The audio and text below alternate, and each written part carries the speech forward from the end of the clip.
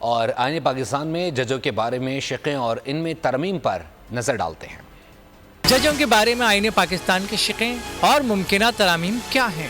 ججز کی تعیناتی کے بارے میں 18ویں ترمیم کے بعد 19ویں ترمیم کی گئی۔ 18ویں ترمیم میں ججوں کی تعیناتی کا اختیار پارلیمانی کمیٹی کے پاس تھا، جس پر اس وقت کے چیف جسٹس سپریم کورٹ نے تبدیلی کی خواہش کی اور حکومت وقت نے شق 175A میں 19ویں ترمیم کے ذریعے ججوں کی تعیناتی کا طریقہ کار بدل دیا۔ ججوں کی تعیناتی کے لیے جوڈیشل کمیشن تشکیل دیا گیا۔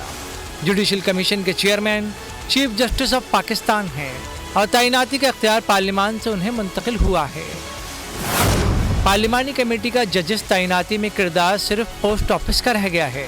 پارلیمانی کمیٹی سے جوڈیشل کمیشن کے بھیجے گئے ناموں کو مسترد کرنے کا اختیار بھی لے لیا گیا۔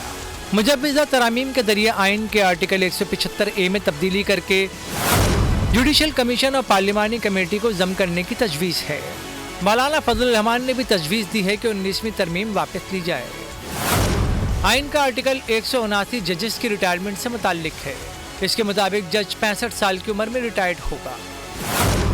نئی ترامیم میں جج کی ریٹائرمنٹ کی حد 65 سے بڑھا کر 68 کرنے کی تجویز ہے۔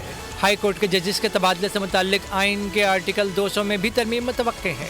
اس نئی ترمیم سے اسلام آباد ہائی کورٹ کے ججز کے پاکستان بھر میں تبادلے کیے جا سکیں گے۔ سبسکرائب کریں اور بیل دبائیں تاکہ کوئی خبر رہ نہ جائے۔